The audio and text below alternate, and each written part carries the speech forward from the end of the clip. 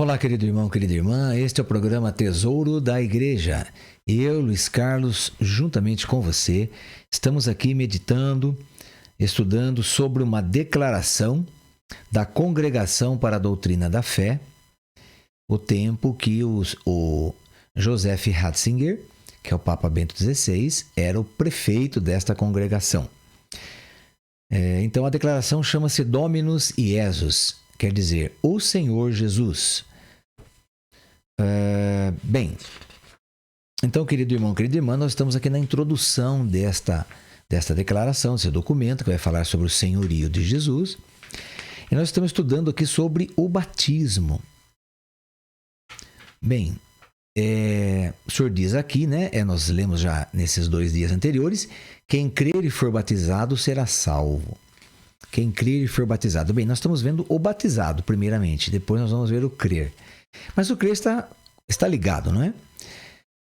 Junto com o batismo. O que é esse batismo, então? Bem, no nosso último encontro, nós conversávamos, então, que nós fomos comprados por um alto preço, pelo sangue de Jesus, que não tem valor, é um valor inestimável, é um valor que ninguém pode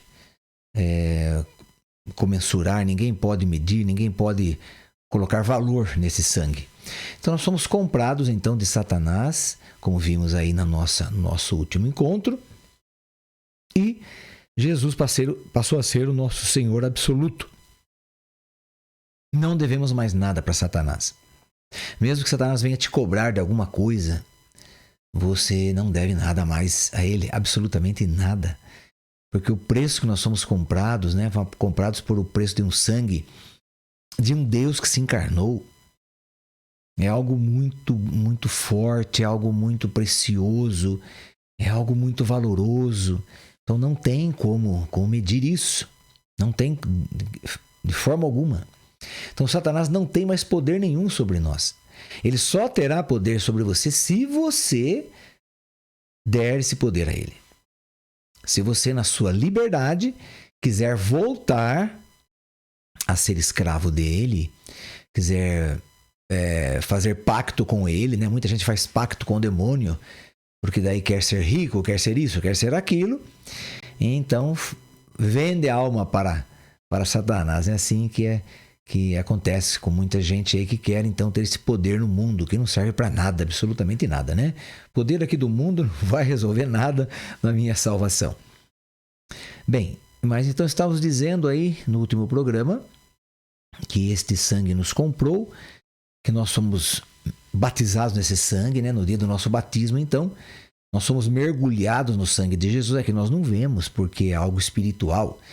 O que nós vemos ali é o padre ou o diácono, ou mergulha a criança, se é pequenininha, ele pode mergulhar na água, ou se quiser jogar apenas água na cabeça da criança também, não tem problema. Mas nós vemos isso é que os nossos olhos veem. Mas isso está acontecendo também ali. É um sinal sacramental, né? O batismo é um sinal maravilhoso de vida nova, de novo senhorio, de pertença à igreja, pertença ao corpo de Cristo, que é a igreja. Então eu pertenço ao Senhor, eu sou do Senhor. Nesse momento do meu batismo, o Espírito Santo grava na minha alma, que é espiritual, né? O Espírito Santo também é espírito. Então ele grava uma marca indelével, quer dizer, uma marca que nunca mais se apaga, nunca mais se tira. Essa marca, então, tem o símbolo, a marca do nome de Jesus, dizendo que Jesus é o seu Senhor, é o seu proprietário legítimo de papel passado, né? Lembra daquele papel, aquele documento que eu falei no nosso último encontro? Então, aquele documento que foi elaborado e que as prescrições dele te enviavam para a morte eterna, agora foi emitido um novo documento que é a sua certidão de batismo, né? E que a certidão diz aí, claro, que você é filho do Deus Altíssimo, é irmão de Jesus Cristo. Jesus é o Senhor da sua vida, ele é o seu dono, o seu proprietário. Você é dele. E você sendo propriedade de Jesus, ele não te oprime, ele não exige nada de você. Ele dá plena liberdade de você fazer o que você quiser. Bem, agora nessa liberdade, eu dizia na aula, no nosso encontro passado aí, nessa liberdade ele diz, se você quiser me seguir, quer dizer, se você quiser, não é obrigado. Mas ele poderia dizer assim também, se você quiser salvar a sua alma, também poderia da mesma forma dizer isso. Porque é um sinônimo, né? Quer dizer, da mesma, se você quiser salvar a sua alma, se você quiser me seguir, quer dizer, seguir Jesus é se salvar. Então, se você quiser salvar a si mesmo, salvar a sua alma, salvar quem você é, ir para o céu, então renuncie-se a si mesmo, ou renuncie a si mesmo, tome a sua cruz de cada dia, vem e segue-me. Então está muito claro. Quer dizer, a salvação Jesus já conquistou para nós na cruz. Ele conquistou para todas as pessoas de todos os tempos do mundo inteiro. Mas todas as pessoas são salvas? Serão salvas? Não, não serão. Porque muita gente não vai aderir a Jesus Cristo. Você e eu também, nós somos assim. Se você quiser aderir a Jesus, você pode aderir, segui-lo. E eu também. Mas cabe a nós essa decisão. Agora, o que ele tinha que fazer, ele já fez. Ele já nos salvou, ele já morreu na cruz, portanto, já nos comprou de Satanás no batismo. Quer dizer, quem não é batizado não foi comprado por Jesus Cristo. Não tem a garantia de salvação, não tem, infelizmente não tem. Então isso é muito sério. Se você conhece alguém que não batizou seu filho, sua filha, então com muito carinho, com muito amor, né, vai conversando devagarzinho, porque a pessoa não sabe nada disso, vai se assustar com isso. Então você vai devagarzinho, reza bastante para falar com a pessoa, mas daí você vai conversando com a pessoa e mostrando o que é o batismo, né? Aos poucos, gradativamente. Então, para você avisar essa pessoa, né, de que o batismo é que salva. Muito bem, tira ela da morte eterna, tira das mãos de Satanás, destrói o documento que estava escrito contra ela, como está na palavra de Deus, nós vimos ontem, Colossenses 2. Então, aí sim, aí você tem que fazer agora a sua parte. Então, isso que Jesus quer dizer com o crer. Quem crer e for batizado será salvo. Então, o que significa essa palavra crer? Crer é acreditar em Jesus. Agora, você acreditar em Jesus, eu sei que Jesus existe. Bom, isso aí, como diz São Tiago, até os demônios sabem. Aqui na carta de São Tiago, está escrito isso, né? Ele diz assim, crês que há um só Deus? Quer dizer, crês que existe Jesus Cristo, que existe o Pai, o Filho e o Espírito? Fazes bem. Também os demônios creem e tremem. Quer dizer, qual é a diferença? Desculpa, isso está na carta de Tiago, eu não falei o capítulo, né? Está na carta de Tiago, capítulo 2, versículo 19. Então, Tiago 2, 19. Então, quer dizer, só saber que Jesus existe, que Deus existe, o Pai, o Filho e o Espírito Santo, só saber não adianta nada. Você tem que viver. Então, o crer, esse crer, quem crer e for batizado, quer dizer, esse crer é você seguir Jesus. É você estar com Jesus. É você deixar-se moldar por Cristo. Isso é crer. O que é deixar-se moldar? Olha, vamos entender assim. O Filho de Deus, quando foi encarnado, ele adquiriu a forma humana. Ele, que era somente Deus, adquiriu a forma humana, então se tornou um ser humano. E São Paulo, na carta aos Filipenses, capítulo 2, vai dizer que ele, ao ser encontrado em forma humana, se humilhou tanto, se rebaixou tanto, se aniquilou tanto, que se tornou o mais baixo nível humano. Que na época de Jesus era o escravo. Quem que é o mais baixo nível humano hoje? Que você vê? Quem que você considera aí como ser humano que está num nível muito baixo de dignidade? Quem que você acha? São pessoas drogadas? Pessoas assassinas? Ladrões? Pessoas que não têm onde morar? Não têm casa? Que dormem na rua? Moram na rua? Se alimentam do lixo? Exatamente. Então são essas pessoas. Então, se você considera essas, está certinho. Então Jesus, se fosse na nossa época agora, ele se tornaria um destes daí. Para vir de baixo para cima, entende? Se ele assume o cargo aí, eu vou ser rei, como ele é rei de fato mesmo, né? Eu vou ser rei. Então ele não conseguiria nunca salvar aquele que está ali morando debaixo da ponte, se alimentando do lixo. Ele não conseguiria salvar aquele. Então, por isso que na época de Jesus eram os escravos. Então, por isso que São Paulo vai dizer em Filipenses 2 que ele se rebaixou tanto, se humilhou tanto, se esvaziou tanto, se aniquilou tanto, que se tornou um escravo. Bem, então, Jesus adquiriu a forma humana e adquiriu a identidade humana. O que é adquirir a identidade? Assim, não é só se tornar um de nós, como eu disse. Ele podia se tornar um de nós, se tornar um rei, um presidente, um imperador.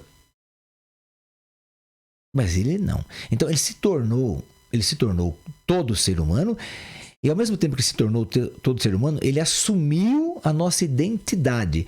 Bem, qual que é a nossa identidade?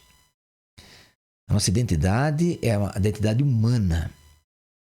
E a natureza humana é uma natureza decaída pelo pecado original. Ela é decaída. Então, mesmo sendo depois de batismo, como eu já disse ontem, né? Nós somos batizados, sim, comprados por Jesus, a nossa natureza ainda continua decaída. Nós só temos a vitória contra o pecado original, contra a morte eterna e contra o demônio. Nós temos a vitória garantida por Jesus na cruz, é garantia. Isso nós temos como garantia, ok. Mas a minha natureza continua decaída. Então eu posso voltar a pecar, posso me tornar um assassino, posso me tornar aí um viciado, um traficante, um pedófilo, enfim. Eu posso me tornar aí o pior dos seres humanos, embora Jesus já tenha me salvado. Já tenha me dado essa vitória tríplice da cruz dele. Ok? Mas então o que ele fez? Ele assumiu a natureza humana e assumiu a identidade humana. Quer dizer, o que é assumir a identidade humana? Nós somos pecadores. Então ele assumiu o nosso pecado sem nunca ter pecado. Ele assumiu a nossa natureza pecadora, sendo que a natureza dele é divina. É Deus. Então ele assumiu tudo que é nosso. Tudo. E foi julgado, foi condenado por um julgamento iníquo, uma morte iníqua, tudo uma coisa aí esquisita. É um negócio muito esquisito. Mas enfim, ele foi condenado pelo que ele era de verdade. Ele dizia que ele era Deus. Então foi condenado, os judeus diziam, ele diz que é Deus, mas ele era mesmo. Quer dizer, ele foi condenado por uma coisa que ele era. É uma coisa... Por isso que eu digo que é muito esquisito isso, mas é a verdade, né? Mas vamos lá. Então, ele foi condenado, foi julgado, foi condenado e sofreu a condenação, que era a morte de cruz. Mas tudo isso ele fez no nosso lugar. No nosso lugar. Por isso que ele é chamado vigário. Né? Já expliquei outro dia aí. Por isso que ele é chamado vigário, porque ele está no lugar nosso. Nós que devíamos estar pregados na cruz, condenados à morte. Então ele assumiu nossa identidade, assumiu a nossa pecaminosidade, assumiu as consequências desse pecado que é a morte. Ele assumiu tudo isso. Muito bem. Agora, o que ele espera de nós? Agora, depois que ele nos comprou de Satanás, depois que ele nos salvou, depois que ele nos deu a liberdade, agora ele vem falando para você, se você quiser segui-lo, você segue. O que vai acontecer? O que ele espera de você? O que ele espera que você faça? Então, ao seguir Jesus, ele espera que você vá agora assumindo o lugar dele. assumindo a pessoa dele, assumindo o caráter dele, assumindo quem ele é. Porque ele assumiu quem você é. Então agora ele espera, no mínimo, que você assuma quem ele é. Então, na verdade, você tem que se tornar Cristo. Você tem que se tornar outro Cristo. Você tem que ser o Cristo para as pessoas. Quem olhar para você tem que ver Jesus. Quem ouvir você estará ouvindo Jesus. Quem andar com você, caminhar com você, estará caminhando com Jesus. Porque você vai se tornar um discípulo de Jesus. Um discípulo. Quer dizer, você vai estar se tornando imagem dele. Lembra de Pedro quando estava lá que Jesus tinha falado, né, que para ele que antes que o galo cantasse, ele já teria negado Jesus 3 vezes antes do galo cantar. Porque ele tinha dito para Jesus que jamais deixaria Jesus morrer na cruz, que jamais não permitiria que isso acontecesse. Jesus falou: ai, Pedro, né? Você é muito fraco, Pedro. Antes que o galo cante 3 vezes você vai ter me negado. E de fato aconteceu. E aí, naquelas negações de Pedro ali, numa delas, veja, acho que foi a última, é uma porteira que estava ali, uma mulher que estava na portaria, e ela falou: mas você é um deles, você é daquele homem lá de Jesus. Não sou. Ela falou assim: você parece com ele. Quer dizer, eu estou olhando para você, mas é a mesma coisa que olhar para ele. Então não adianta você negar que você não é do povo dele, que você não é discípulo dele, porque você anda igual a ele, você fala igual a ele, você se mexe igual a ele, você olha igual a ele. Você é ele também. Quer dizer, naquele momento o galo cantou, porque foi a última vez que ele negou Jesus. Ele falou: não conheço esse homem. Aí o galo cantou. Mas então, veja, querido irmão, querida irmã, nós vamos ficando parecido com Jesus. Por quê? Porque aí nós vamos perdendo a fascinação, o fascínio que nós tínhamos pelas coisas do mundo. Por beber, encher a cara, sair por aí, fazer bagunça, trair, enfim, roubar, enganar, mentir, falar mal dos outros. Nós vamos perdendo esse fascínio. Nós vamos começando a entender que nós temos que amar os outros e não mentir, não falar mal, não tirar proveito, não enganar os outros. Nós temos que amar as pessoas. Então, a nossa lista de valores, o que nós mais valorizamos na vida, ela vai sendo alterada. O que estava em primeiro lugar aqui vai lá para baixo. E o que estava por último, que eram as coisas de Deus, começa a ocupar a primeira posição. Então, nossa escala de valores começa a inverter. Por isso, nós vamos perdendo o fascínio pelos atrativos mundanos. Não o atrativo da natureza. Não, a natureza é maravilhosa, né? Os rios, os mares, as fontes, as flores, as aves, os animais, são coisas maravilhosas. Ir na praia, você apreciar aquela praia por alguns dias ali, pelo menos que seja alguns dias no ano, olhar aquele mar maravilhoso, ficar ali. Pô, meu Deus, é motivo de você louvar, glorificar, bendizer a Deus pela natureza. Mas o que eu estou falando das coisas do mundo, as coisas mundanas, as coisas que nos separam de Deus, as coisas que nos levam para o mal, para não ser um homem de Deus, não ser uma mulher de Deus. Então, essas coisas nós vamos perdendo o fascínio. E nós vamos nos moldando à imagem e semelhança de Cristo agora. Por isso que nós vamos ficando parecido com Cristo. Então nós vamos assumindo a identidade de Cristo. O que é assumir a identidade dele? É buscar a santidade. Agora, o que significa ser santo? Ah, ser santo, então agora eu vou ter que parar de trabalhar, eu vou ter que abandonar minha família, vou morar no meio do mato sozinho, só vou ficar rezando, vou me alimentar das coisas que tiver por lá, vou plantar mandioca. Não, não é nada disso. Não. Você não é chamado a isso. Tem gente que é chamado a isso? Sim, tem. Claro que tem. Já teve muita gente assim. Mas nós estamos vivendo no mundo secular. Nesse mundão. O mundão secular. O que é o mundo secular? É um mundo sem Deus. Então, onde você trabalha, lá tem pessoas que não acreditam em Jesus Cristo. Se é no banco, se é na indústria, se é no bar, se é no açougue, se você é motorista, não importa onde você trabalha, se você é um médico, engenheiro, professor, não importa. Importa que nesse lugar que você frequenta, ou mesmo na sua casa, na sua família, tem muita gente que não aceita Jesus Cristo, que não aceita a igreja, não aceita os sacramentos, não aceita nada. Eles querem as coisas do mundo. Querem, porque sabe que se for optar por Jesus, vai ter que largar. Então agora eles não entendem isso. Eu, por exemplo, no começo da minha conversão, falava, nossa, mas para seguir Jesus, eu vou ter que largar de tudo que eu gosto de fazer? Ah, não vai dar certo esse negócio de Jesus ainda, de seguir Jesus, não vai dar certo. Então foi difícil para mim no começo eu entender que fazer essa troca era a melhor opção da minha vida.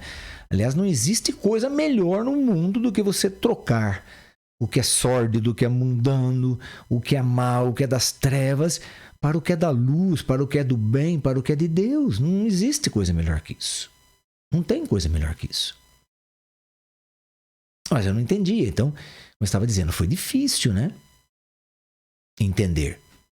Mas aí que está. Então nós vamos nos moldando a Cristo, assumindo o caráter de Cristo. O que é o caráter? O caráter é quem nós somos de verdade. É o que eu sou como ser humano, como homem, como pai, como marido, como servo, como gente. É o que eu sou como gente. Assim como as pessoas, de acordo com o que elas vivem, é o que elas são. É o que elas são. É o caráter delas. Então, esse caráter, que antes estava voltado para as coisas do mundo, tem que se moldando agora. Então, esse caráter vai sendo alterado, modificado, renovado pelas coisas de Deus. Por amor à palavra, amor à oração, amor à doutrina católica, amor à missa. Então, quer dizer, são coisas que vão nos moldando como uma nova pessoa. Ah, eu agora quero ser uma nova pessoa. Cantamos muito isso. Vem, Espírito Santo, me transforma, faz em mim uma obra nova. Não é assim que nós cantamos e pedimos? Então, é isso que o Espírito Santo vem fazer. Então, a obra do Espírito Santo hoje, para nós, é nos moldar em Cristo. Cristo é a forma. Nós somos a receita do bolo, não é? Então, Cristo é a forma, nós somos a receita ali que a pessoa está fazendo para fazer o bolo. Aí vai colocar na forma e vai colocar no forno para assar. 180, 200 graus lá, algo assim. Então, nós temos que ir entrando na forma que se chama Jesus Cristo e o Espírito Santo tem que ir nos assando, nos cozinhando, que são as provações. Daí, pelas provações, nós vamos sendo moldados em Jesus Cristo. Pelas provações. As provações nos moldam, nos tornam mais fortes, nos tornam corajosos, destemidos, nos tornam pessoas confiantes, convictas em Jesus Cristo. Entende isso? Agora, a tentação, ela não vem para o nosso bem, ela não existe para o nosso bem. A tentação vem do demônio, vem de Lúcifer. A tentação é uma armadilha para te passar uma rasteira. E mesmo assim, quantas vezes eu mesmo já caí nessas rasteiras, não prestei atenção, estava distraído, quando vi, já tinha feito coisa errada, já tinha feito pecado. Então a tentação vem para nos destruir, para tirar-nos de Deus. A provação vem para nos firmar em Deus, para assumir o nosso novo caráter. Caráter moldado, como dizia, em Cristo. como diz São Paulo, né? Que o Espírito Santo vai transformando a gente no nosso comprimento, na nossa altura, na nossa espessura, na nossa largura. Ele vai falando aí, né? As coisas da matemática e da geometria, não é? Ele vai falando. Espessura, largura, comprimento, altura. Eu tenho que me tornar uma nova pessoa. Então, resumindo, é isso. Tenho que me tornar outro Cristo. Ao olhar para você mesmo no espelho, você tem que ver Jesus. Se você não ver Jesus, algo está errado. Alguma coisa está errada. Alguma coisa não está bem. Alguma coisa não está certa. Então vamos ver o que está errado para a gente consertar. Então, nesse sentido aí, que agora o que Jesus espera de nós depois do batismo é você se tornar semelhante a Ele. Nós falamos isso, né? Senhor, dá-me um coração semelhante ao seu. Nós rezamos isso. Nós pedimos isso. Às vezes falamos isso sem saber o que estamos falando. Sem saber. Não damos conta disso.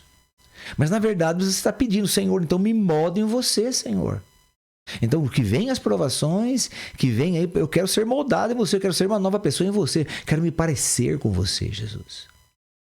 Então é isso que Ele espera de cada um de nós. Ok, querido irmão, querida irmã? Então vamos pedir a Nossa Senhora, Virgem Mãe querida, como está aqui no fundo, aqui atrás de mim, né? Nossa Senhora de Guadalupe, a imagem dela maravilhosa. Vamos pedir então a ela que nos ajude nesta caminhada, que não é fácil. Seguir Jesus não é para homens e mulheres fracos, não. É para os homens e mulheres fortes. Ave Maria, cheia de graça, o Senhor é convosco.